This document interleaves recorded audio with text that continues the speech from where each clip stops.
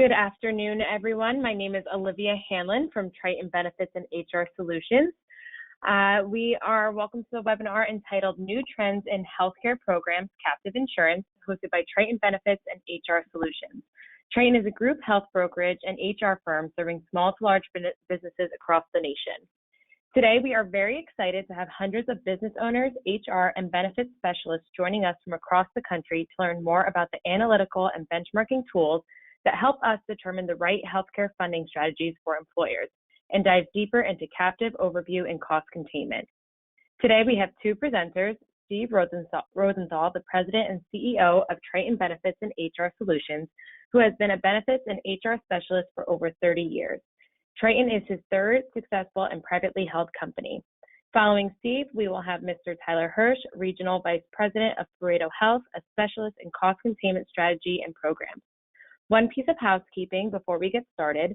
I will start off with 2 polling questions so we can get to know our audience a little better, and we'll conclude the webinar with one final poll question. Any questions you may have, please feel free to type them in the chat feature, and we will source them and answer them if time allows, or personally get back to you with the answer. With hundreds of participants, we will try to get to as many as we can. With that, I will start with our first poll question.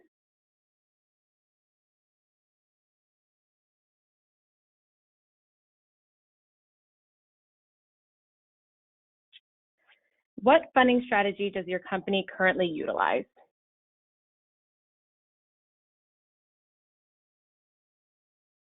We'll give you all a few moments to answer.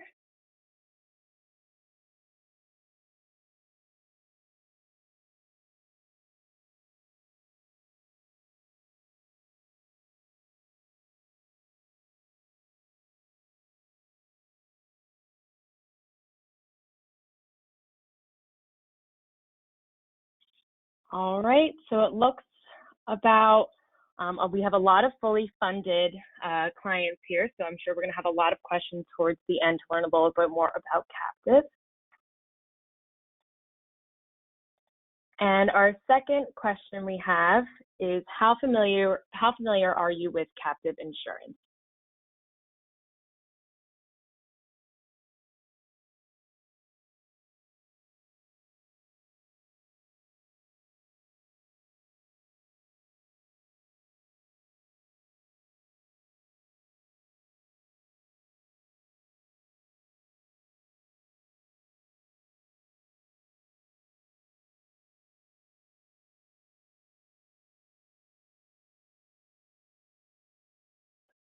All right, it's looking like we have about 75% of not at all and 20% of somewhat. So Steve and Tyler, I think this is going to be a great webinar for our attendees to learn more about our captive programs.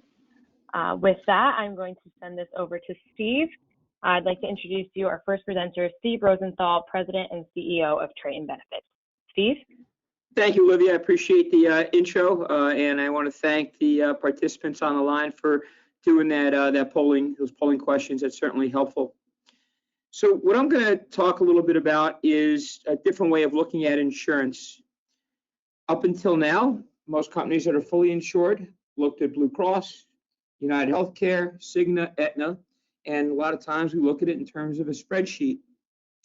Now we can change deductibles, out-of-pocket maximums, and that got us by for the last 20, 25 years.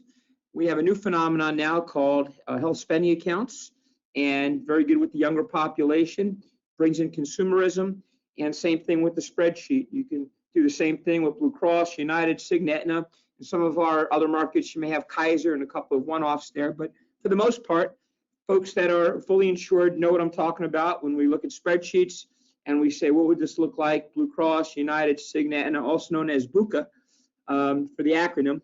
You know, what this would look like if we make some plan changes. So today we're seeing more and more common, we're seeing the HSAs in place. And with the HSA, it's a much higher deductible. Certainly for folks that need to go see a doctor, get a prescription filled, if they don't have much money in their HSA or they don't have an HRA, then they're kind of on their own. But that typically does bring down costs, but no different. You're looking at those plans on Blue Cross, United, Cigna, Aetna, and over time what happens is the carriers all, water reaches its level.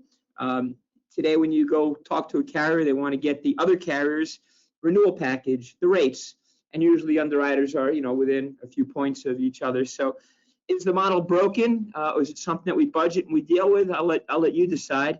And then for the folks that are self-funded, in a way, it's a little bit of the same. You have a little bit more variety because there's a lot more reinsurance carriers out there. But you can go to Sun Life, you can go to HCC, Gerber, Swiss Life, and the claims are the claims. What a lot of these companies will do is they'll put a laser on there, and they'll say, all right, this is going to be your specific deductible. Call it 50,000, 100,000, whatever it may be. But for these two employees that are undergoing chemotherapy, we're going to set that threshold at 300,000. Is that real insurance? Is it a way for the reinsurers to kind of reduce their liability and pass it along to the clients? Again, I'll let you decide that. But we're looking at a whole different approach. It's taking a look at data. Every university today now has courses on info data, informatics, and really analyzing data. It's all about data today. And with that data, what do you do with it? I mean, if you have good data, do you go to a fully insured plan, or do you try to do something more in terms of a capitated approach and try to manage some of these large claims? And those are really the ones that hurt an insurance policy. It's really not as much the doctor visits, a kidney stone here and there. It's much larger claims, which Tyler will get into in a little while. So with that said, I just want to go in a couple of data slides, Olivia. So this is just a little bit about our company, 98, 2001, founded one of the largest PEOs in the nation, and that was sold to Zurich Insurance. At the time, we were ranked 231 on Forbes' private list. Today, you have some PEOs out there, Total Source, Insperity, Trinet. Those are some of the larger ones, publicly traded ones that are out there today. And it could be a viable solution for many smaller organizations. We then, from 2008, 2014, launched Triton and became one of the largest HR outsourcing companies, serving over 600 clients and over 50,000 insureds. 2015, ADP has made Triton a broker partner, which has a lot of advantages. And not only for ADP, just a lot of payroll organizations we work very closely with. 2017, ranked top 3 insurance brokers in New Jersey, 50 in the country by 2018.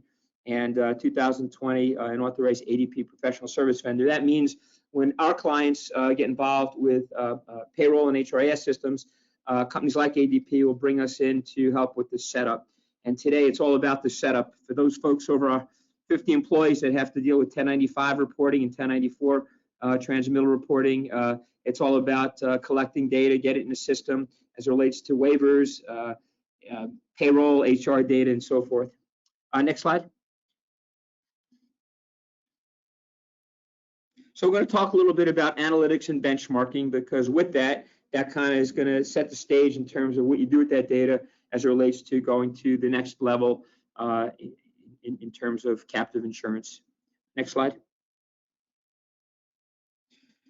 So the first thing that we take a look at is the overall enrollment for a specific group. So again, don't get caught up on ADP. This could be different payroll providers. It could be your HRIS system, but today, most systems today are spitting out data, and most larger organizations are benchmarking data. The reason why we like ADP, they provide value jobs data to Wall Street, which kind of reflects how our stock acts. Today, they do the same thing with various pieces of HR data. So in this case, we look at a wholesale trade company between 599 employees, and we evaluate the data, and we say, what is the enrollment? What does it look like? And the benchmark should be 83% of the employees taking the insurance, and in this case, it's 69%. So it's good and bad. It's good because we're keeping our costs down, right? Not as many people on the insurance, so make sure we get those waivers. But it also hurts in terms of participation. Today, it's all about participation, with the carriers. So we can dig in a little deeper with this data. Next slide. And we can look at the employer contribution. So there's definitely some rule of thought. The more the employer is going to contribute, the better your participation rate's going to be. So in this case, we look at medical, and medical, the contribution rate, it's 2.75 higher than the benchmark. So for employee coverage, the benchmark would be 66%, running closer to 69%. So that's a good thing. And the data, this is reflecting about 500,000 employees, a little over 3,100 companies in this sector. So let's go to the next slide, Olivia. And then we look at the enrollment across the different areas. So in this particular case, we take a look at how many employees, families should be covered in the plan. The benchmark is 55% should be employee only. And in this case, it's 75%. Families, only 22%. So the benchmark is 22. This is running at 8.96. The benchmark employee child 11, it's running at 8.5. And the benchmark for employee spouse 10, running 7. So we would have to really take a deeper look in this and see how come we're not getting the dependents on this plan. Next slide. So overall, the plan's running very well. The ADP benchmark for this sector is 7,798, and that's an average between the singles and the families, what it should be costing. And this particular company is at 4,028. So they could be in a captive. They're doing a good job, controlling their costs. And so again, it's certainly not the rates. Let's go to the next slide. So really, it's 56% of the people do not want to be insured. So as we drill deeper down in this data, we talked about the amount of employees that are participating was higher than the benchmark. Unfortunately, the buy-up to go from employee to dependent was 100% pro rata. So if the employee is paying basically 22, 23%, they're now paying 100% of the difference between the employee to dependent. And as a result, we're not getting as good of a participation for the dependent coverage. So there's a couple different things that can be done to try to get this 56.9 turned around a little bit. Let's go take a look at the next slide. And by the way, some of what this is telling you, and it's not as much as a new hire that comes in for 1 year. That could also be a lot on compensation. As far as turnover rate for employees less than a year, the benchmark should be 2.86, and in this case, it's running at 4.41. And this is taking a look at over 1.2 million employees, with this data. But if we go to the next slide, it's interesting, and that talks about average tenure. And so we were able to make a comparison in terms of a lot of the more tenured employees were more managers.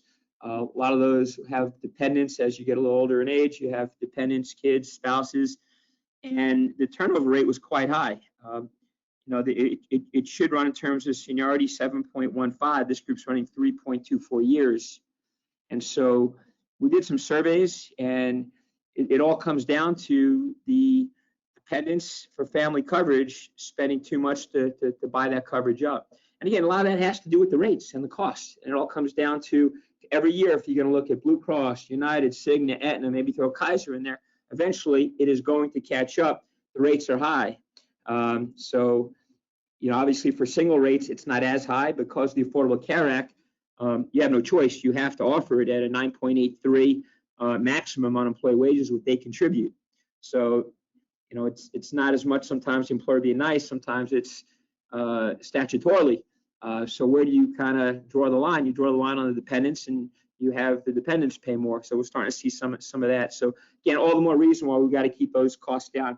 So these are some important keys when you're looking at data as it relates to turnover, as it relates to the type of plan designs, the cost structure, the contribution structure. And there's a lot more slides. I don't want to bore you with this. If we just go to the next slide. So we just went over kind of plan data, which is important. But what's real important also is claim data. So we happen to use a company called Truvin. It's over 10 million data points, and we look at all benchmarking as it relates to almost every aspect of the claims. So in this slide, we're looking at emergency room, and per 1,000 visits, the norm should be about 37 visits. So 1,000 employees, 37 should be going to an emergency room. Here, this company is running at 44. A little high. What's the actual cost? You look at the cost to just check into the emergency room, in and out relatively quickly before you may get admitted to another department. But just for that emergency cost, it should be running somewhere around $900 per visit. This is running closer to $1,300 per visit. And when you look at this, at the overall scheme of things, should be running around $32,000 for the group. Over the course of the year, this is running about $58,000 for the group. So things can be done.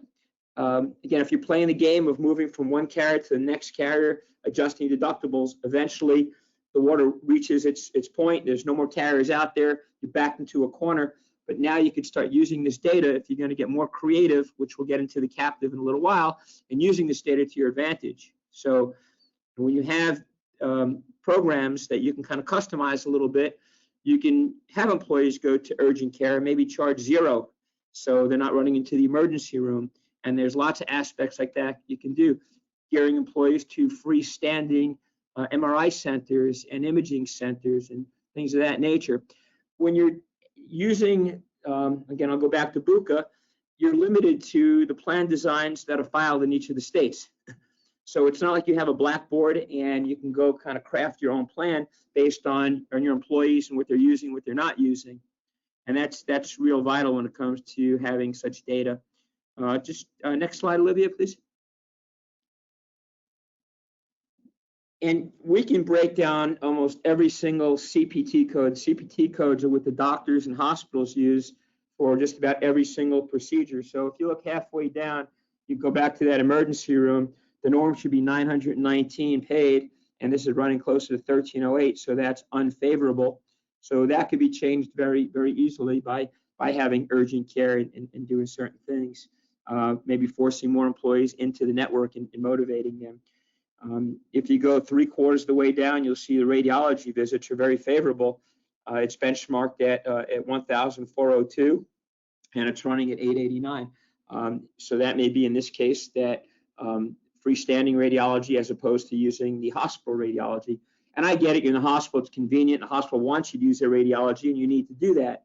But if I'm going to get a test, I can get in my car right now and drive to the local hospital, be glad to give it to me, or I can go to a freestanding radiology center and do it there. So the ways to motivate the employees, if you have an HSA, that's probably the only way you're going to motivate them, because they want to spend less in their HSA account and start using more consumerism. But if you don't have the HSA in place, you're really, again, you're not as motivated. It's your employer that's going to pay the increase, not you as the employee. So again, there's certain things that we can do. And once you have access to the data, again, you don't have to start looking at moving plan to plan, change deductibles every year. You can now set out and do something over a 10-year period and come up with a long-term strategy. Look at, everyone uses a P&L to run their business. I certainly do. We have about 125 W-2 employees in my shop, and we use P&L, constantly every month, looking at it, comparing it to budget, seeing where we need to lay off on, where we need to do better on. Our Google AdWords budget was way too high. We weren't getting good value. We lower that, looking at the data, making good decisions, and should be able to do that with one of your highest costs in running a business, and that's your group medical insurance. So with that said, and using this data to your advantage, I'm going to turn this over to Tyler Hirsch, who is the expert when it comes to captive insurance. So take it away, Tyler. Sounds great. Thanks, Steve, and thank you everybody else who has joined us this afternoon. Just want to do a check-in here. Olivia or Steve, can you just give me a not thumbs up because we're not on camera, but verbal thumbs up that you guys can hear me? You're all good, Tyler. Okay, good. Sounds great, Olivia. So, nice to meet everybody here virtually. As Steve mentioned, I am the Regional Vice President for Pareto Health and our captive program. We're going to walk through the captive, the overall program, and how it relates to how employers purchase healthcare and set up their health plans today. So the first slide here that I want to walk everybody through is just what exists out there in the market today. How do you finance your healthcare? And there's really four components. You can be fully insured, you can be level funded, which is essentially a quasi self-funded / fully insured hybrid model, or you can be traditionally self-insured where you purchase just catastrophic insurance, or you can be in a captive program like Pareto Health. So I thought it would be helpful just to kind of touch on, where are some of the benefits, where are some of the detractors to each of these financing options. So just to start off with fully insured, where I believe the majority of the employers on this phone call are today, what you see is it's relatively predictably high costs. What you see every year is those costs rise, and you're going to see really bloated carrier profits, taxes, and administrative costs when you start to break apart that contract. The one good piece of being fully insured is that it's very stable, especially from a large claims perspective. So, if you have a $100,000 claim or you have a $500,000 dialysis claimant, the fully insured carrier takes that on. Your costs don't change. You keep paying your same premium every single month until you get to your renewal. When it comes to data and control, it's extremely limited. The carrier forces you to pick their options. There's no customization, and you get little to no claims data. So while you're paying a monthly premium, you have no idea where that premium is actually going because you don't get to see your claims data. They may at times give you a year-end report, which shows on a macro level, what you paid for your medical claims and what you paid for your RX claims, but there's no granular data. So there's no behind the scenes of where are my dollars going at the end of the day. A level funded model is really flawed across the board. You see high costs because there are, once again, since it's a hybrid model between fully insured and self-insured, there's going to be very high administrative costs, and the carriers will force an employer to split the good performing claims component, which means that when you save, call it $50,000 at the end of the year and you're level funded, you have to give half of that to the carrier. And then you have a good amount of volatility. And once again, you get very limited claims data. If you're self-insured today, it's relatively stable from a long-term perspective. And it can be relatively inexpensive as well compared to fully insured and level funded, because all you're doing in the self-funded model is purchasing catastrophic insurance. And the best way to think about it is relating it to car insurance. We all purchase car insurance in case we get into an accident, and to help to either purchase a new car or pay for that accident, whatever it might be. But what you don't buy car insurance for is oil, for gas, for tire changes, because you're going to have those costs at the end of the day because they come with owning a car. And so the same type of mindset applies when you become self-insured with stop loss. You're just purchasing catastrophic insurance to protect yourself against a very high claimant, and you pay your small claims, such as your employees going to the doctor or having an MRI or a simple procedure. You pay them as they occur. So from a cash flow standpoint, you're only paying as you go, and it's going to improve. It improves an employer's cash flow at the end of the day. There can be significant volatility, and I'll touch on this more as we go through the presentation, but there can be significant volatility, especially when you have those large claims at renewal time. One of the key components to being self-insured is that you now kind of open up the black box of healthcare and plan design, and you can really design your plan however you want. You can get as creative as you want, and you're going to get all of that granular data of where your dollars are going at the end of the day, which, as Steve mentioned before, will give you the opportunity to create a long-term strategy, to create a multi-year strategy, just the way you put a multi-year strategy in place for all the other components of your business. Now you can do that when you become self-insured. And it's why you see, if you look out to all of the large, or the majority of all large employers throughout the country that are over 1,000 lives, the vast majority are all self-funded. And that's simply because it's a much more efficient model, and they can actually take steps to help to control their healthcare costs and improve benefits for their employees. When you look at Pareto as the captive, what we've done is essentially picked the good pieces out of these current funding arrangements and combine them into one model. So Olivia, if you could skip to the next page, we'll start to get into the captive model here and where it really applies for employers that join. It's important to keep in mind these two goals at the end of the day when you join the captive. And goal number one is simply to reduce the year-to-year risk and volatility of self-insurance.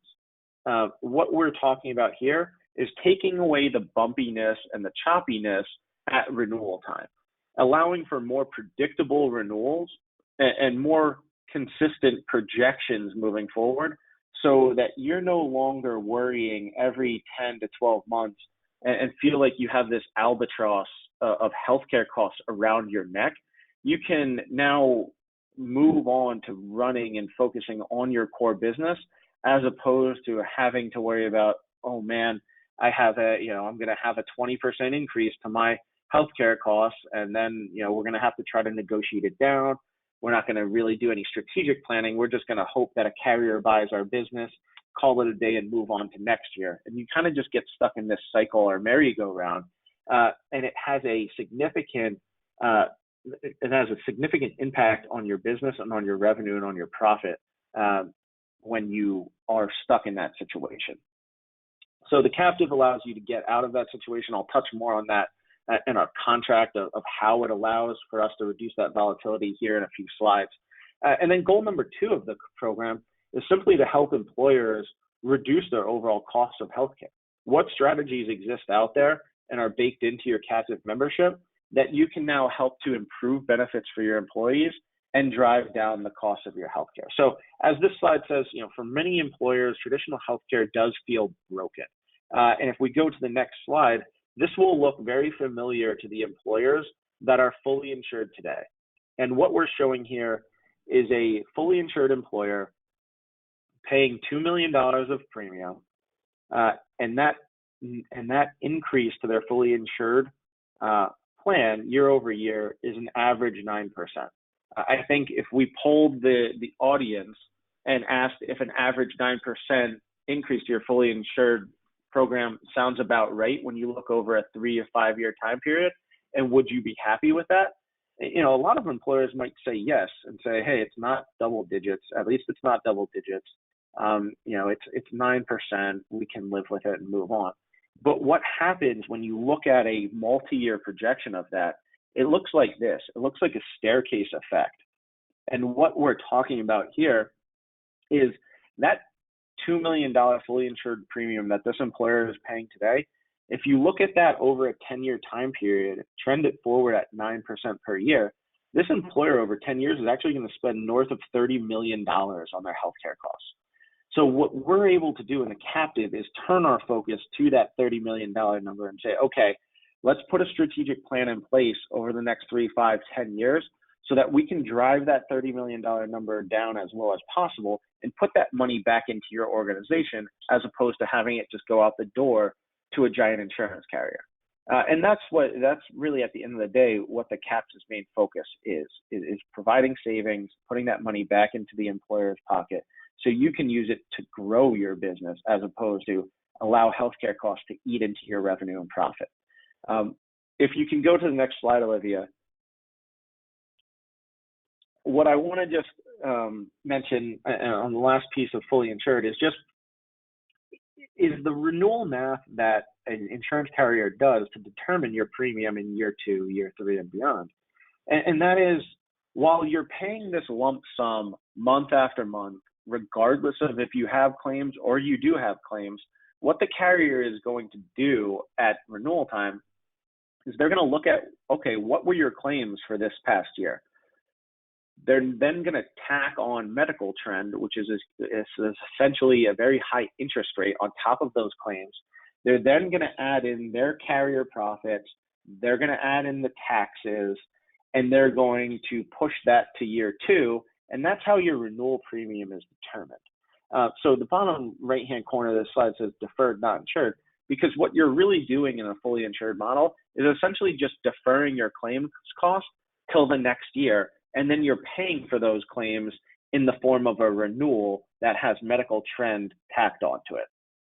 So for most of you, you're probably thinking, okay, well, then what's the solution? How do I break out of this model? And if you go to the next slide, Olivia, the answer is really to become self-insured.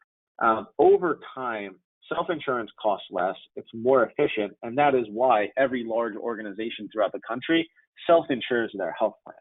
The issue for mid-sized businesses is that traditional self-insurance feels too risky. What happens if I get a large claimant? And on this next slide here, these are real-life claims that exist in the healthcare space today. You see gene therapy treatments in the $1 million. You see cancer treatments approaching and exceeding $1 million.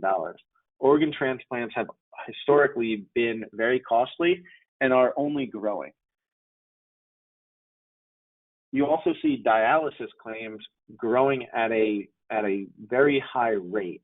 Dialysis may have cost $250,000 a few years ago.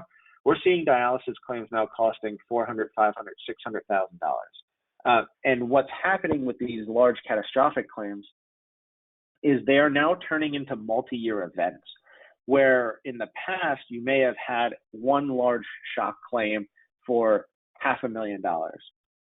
That shock claim would be resolved, and then you would move into your next policy period. It would no longer be there.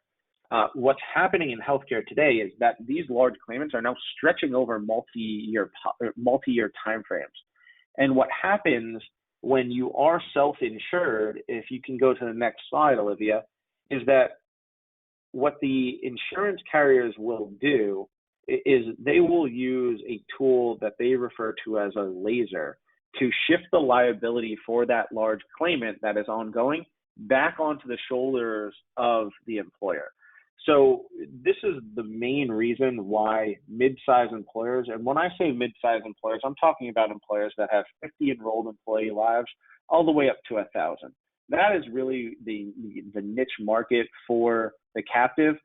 We have clients that are far larger than 1,000 lives in the 4,000, 5,000 life range. But for the vast majority of captive members are in the 50 to 1,000 employee range. And just to touch on this point in particular, the reason why many mid-sized employers are not self-insured today is due to the potential for a laser. So if you think about it, when you get to renewal time, if you have a $500,000 ongoing claimant, what the insurance carriers will do when you're self-insured is say, okay, look, we'll renew your policy. You can continue on. But for this large claimant, we know it's going to cost close to $500,000. So you, Mr. and Mrs. Employer, now need to take on an additional $500,000 of liability. And for a mid-sized employer, an additional $500K of liability is just too big of a pill to swallow and too big of a risk. So it forces a mid-sized employer to go to the fully insured market and not to explore self-funding. Where the captive comes in is really what you see on this next page here. And that is when you're traditionally self-insured, when you have lasers or you have large premium increases due to ongoing large claimants, you see this choppiness, you see this bumpiness. What the captive allows you to do is to be self-funded, but to smooth out that bumpiness. And how we do that, if you can go to the next slide, Olivia, is essentially creating stability through scale. So what we're doing is we are combining mid-sized employers all throughout the country, and we are pooling them together to purchase that catastrophic insurance. And when you do that, you're turning a 50-life company, a 100-life company, into a 50,000 life company, into a 60,000 life company, and you have much greater buying power, but you also give yourself the ability to spread out those large catastrophic claims over a much wider pool, so that when you have $1 million claimant pop up, that is spread amongst all of the employers in the captive program, and everybody is helping to pay that claim as opposed to it just landing on one employer's shoulders. And what we're able to do now with that buying power is to get a contract that you can't buy on your own. So as I just talked about, one of the main impediments to an employer becoming self-funded is the risk factor of having a laser and having to take on that large claimant, or having a 40, 50, 60, 75% increase to their catastrophic insurance premium, you take that all off the table when you join the captive, because we're able to negotiate a contract on behalf of our 1,500 plus employers in the captive program and give you a contract that you can't buy on your own. And that is one that says, when you get to renewal time, even if you have a large ongoing claimant, you will never have a laser put on your population. So it takes that risk off the table completely. Along with that, we provide a 30% cap on the stop loss component, on the catastrophic insurance component. And as I mentioned previously, the captive, just like a traditional self-funded program, you're breaking apart all of the components that go into fully insured. So for your fully insured employers, you're sitting and probably thinking, well, a 30% cap it doesn't really do me any good. That's going to be a huge increase. It's important to remember that when you become self-funded, the catastrophic, the insurance component that you're purchasing, generally only represents about 25 to 35, or actually probably 25 to 30% of your total cost. So if you think about worst case scenario in the captive program, it's a 30% increase on 30% of your money.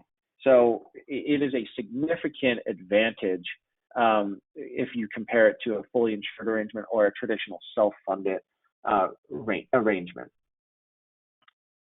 Along with the strength of the contract, if you could click to the next slide, Olivia, what the captive essentially is doing is acting as a shock absorber for all of the employers in the captive. So each employer, if you think about yourselves sitting around a conference room table, you're all going to be paying for your catastrophic insurance, for your stop loss insurance. And it's going to be commensurate with your risk profile. So each employer pays a different premium based off of their claims history, if you have it, their risk, their demographics, what industry are they in. You're going to be paying your own stop loss premium, your catastrophic insurance premium. But in the captive, what you're going to do is you're going to pay that into a bucket in the middle of the table. So think of yourself sitting around a conference room table. All the other captive members, the employers are sitting around that conference room table with you. You're all paying your stop loss premium into that bucket in the middle of the table. And then throughout the year, whoever has a large catastrophic claim, when you have that large catastrophic claim, you would reach into that bucket and you would pay that claim out of that bucket. Our captive is an employer-owned captive. So when you join the program, you're actually becoming an equity owner in the program. And as such, you own the underwriting profits that come along with the captive program. So if there is underwriting profit at the end of the day left over in that bucket, and historically there has been money left over in that bucket, what happens with that money is that it's then taken out, split, and sent back to the employers as a dividend. And that's done on a proportionate basis to what you would have put into that bucket in the middle of the table. And that dividend would come back to you and would go into your capital account. So there is a capital contribution that comes along with becoming a captive member. It is roughly 2 to 3% of what you're paying fully insured today. That capital sits in a separate account with your name on it, and it's treated as a long-term asset on your balance sheet. So any dividends, any interest that you earn while you're a captive member would flow back in to that capital bucket. And then if you were ever to leave the program, that capital account is your own. That capital account would flow back to you. It's not something that the captive keeps or Pareto keeps at the end of the day to lock you in. So it's a no strings attached. It's not a multi-year commitment type of program. If you do want to leave after the first year, second year, third year, you can certainly do that. And we build run-out protection into the program or tail protection that would help to protect you if you were to ever leave the program. So then this next slide, just to give you a sense, and I alluded to some of these numbers as I was talking, but just to give you a sense of how large Pareto is, we are the largest medical group captive manager in the country. A couple of these numbers need to be updated. We are now over 1,500 members throughout the country, and members and employers are interchangeable. in how we talk about them in the program. So just know that members and employers, they're the same. So over 1,500 employers all throughout the country that are part of this program. We represent now north of 450,000 lives on the program, and we collect more than $550 million of stop loss premium. So we have significant size and scale in the industry to push these carriers to get the best terms possible with the best contract that you can possibly get for our captive members. The last piece that I'll mention here is that the 97% retention ratio. When employers join, they join for the right reasons. They want to be part of a group that wants to do something about healthcare. The tools are out there in the market for you to have a positive healthcare experience, to save money, and to improve your benefits. What employers recognize in the captive is that the captive gives them that risk financing vehicle, which is the captive. It gives them the ability to not experience volatility, and then to turn their focus with their consultant partners like Steve, Olivia, and the team at Triton, to then put in a true plan on a multi-year basis to drive their claims spending down and put that money back into their organization. For this next slide, just so everybody is aware, and I'm sure it's probably popped up in some of your minds, is, okay, well then who's the network? How does this function? And what this slide is hopefully conveying to you is that it is fully flexible. So what you're able to do in the captive and what you would do from a plan design aspect and administrative aspect is that you would partner with a third-party administrator. And that third-party administrator plays the same role that the insurance carrier does today for your fully insured program, where they produce ID cards, they give you and your employees access to a national network, they handle any sort of billing questions, the questions from your employees of who's in network, who's out of network, what's my deductible. The third-party administrator handles that component. And then what Steve and his team will do, will make sure that you are working with a third-party administrator that gives you access to a network that gives you the best coverage, the best discounts possible. And that could be Cigna, Humana, Aetna, United Healthcare. It could be a regional network that may be in your area that you like and want to access. You can work with a third-party administrator to access that network and provide that coverage for your employees. When it comes to plan design, as I mentioned previously, when you're self-insured, you control all of that. So if you want to set your deductibles at 0, 1,500, 3,000, you can do that. If you want to write in specific plan document language to provide a specific benefit for your employees, you can do that as well.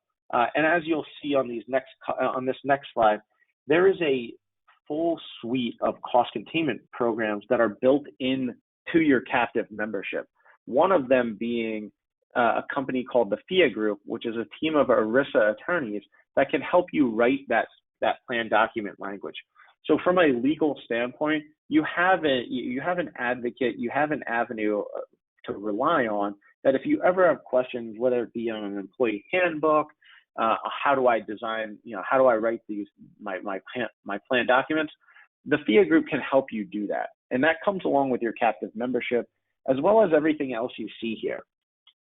So from a pharmacy component, drug spend today makes up somewhere around 25 to 30% of an employer's total claims cost. We see that number going up to 50% in the next 5 to 10 years, driven specifically by gene therapy treatments and specialty drugs that are going to come onto the market.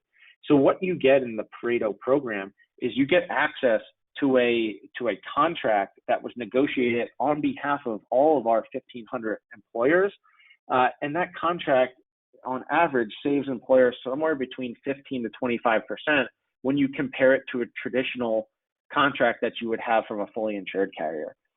You also have access to care coordination tools.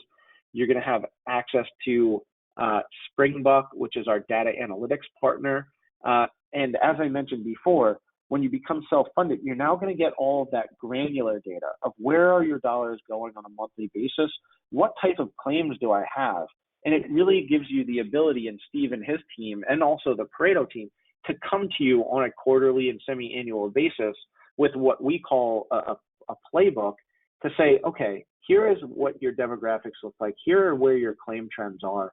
Now, if we access and put in place certain programs, this is going to have a positive impact for your employees, and it's going to have a financial impact for you as the employer and allow you to drive your claims down. There's also access to direct contracts with surgical and specialty networks, COBRA and Medicare, third-party support, and as I mentioned, counseling and support through the FIA group, and also a focus on NICU and maternity claims.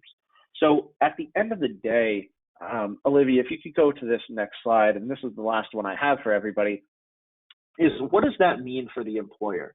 And what it means is that it looks like something like this over a long-term time period. What we're doing here is showing that same graph that we showed earlier, and we're saying that in the captive, if you can reduce your trend by 3%, which by becoming self-funded, you're going to strip out carrier profits, you're going to strip out taxes, and you're just going to have a much more efficient way of paying for your claims and accessing tools to drive them down. So a 3% savings on your trend is extremely doable. Groups in the captive have a much higher savings rate than that, but for simplicity purposes and conservative, outlook projections, we're just showing 3% here. And if you can knock 3% off that trend, what does that mean for this type of organization spending $2 million? It means that over a 10-year time frame, you're going to be able to put that close to $6 million back into your business and allow yourself to grow, to be competitive out there in your market and in your industry, so that you can hire new employees, buy new equipment, build more facilities, as opposed to those dollars just going out the door to an insurance carrier and allowing them to keep all of that profit on your healthcare. So that is the last piece that I had for everybody. I want to thank everybody again for joining us and sitting through this. As Steve mentioned and Olivia mentioned, I think we're going to take some questions here. But feel free, if you don't have time for the questions, to follow up with Steve, myself, and the Triton team. And we can always provide a one-on-one walkthrough and more in-depth of what this would look like for your organization. Yes, thank you, Tyler, and thank you, Steve. I'm going to put our last poll question on to let us know if you'd like to be contacted for more information after the webinar. Tyler, we do have a question for you. It is, what are the minimum number of employees to join a captive program? Yep, so the minimum number is somewhere around 50 enrolled employees. So we don't have a hard set floor. If you have 48 enrolled employees, we would be able to work with you and make an exception. But we like to have our target set at somewhere around 50 as a minimum enrolled employee range. Okay. And we have another one is, what is the average increase then for a captive program? Yep, so when you look at historically the captive program and how it's run very well. Historically, what you see is somewhere around a high single-digit increase to that stop loss premium year over year. And just to reiterate for everybody, and I know I mentioned this earlier, but it's very important, when you become self-funded in the captive, your premium only makes up about 25 to 30% of your total costs. So that would be a high single-digit increase on only 25 to 30% of your money. Okay. This one is for Steve. What is the best way to evaluate this option for my company? Olivia, I would tell the audience that if it's fully insured, the traditional census plan summaries of the current plans, the current invoice, and the last insurance renewal. So really 4 items. If they're already self-funded, then we would want to, in addition to that, get the claims report, the large claim report, the reinsurance agreement, the TPA agreement, which are all pretty common in the marketplace if you're self-funded. With the risk of sounding like an infomercial, you can give 877 OK Triton a call, and we can get you to the right person to gather the information and work with Tyler and his team to get some numbers for you to see what it may look like. Thanks. Okay, and one more as well. Do you have to wait for your renewal to get an evaluation?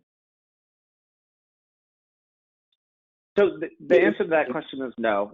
We can begin the conversation. So if your renewal date isn't until January 1st, let's say, we can begin the conversation and begin to evaluate your risk demographics today. And as we approach and get closer to your effective date, we would want to see that renewal at the end of the day. But to answer the question is, yes, we can start to put together a projection for you, and we'll update that projection as we get closer to your renewal and then once we receive the renewal. Great. Thank you both very much. And again, we'd like to thank you all for joining us today. We will be uploading the recording of today's webinar on our website at www.tritonhr.com. Please feel free to reach out if you have any further questions. Thank you, everyone.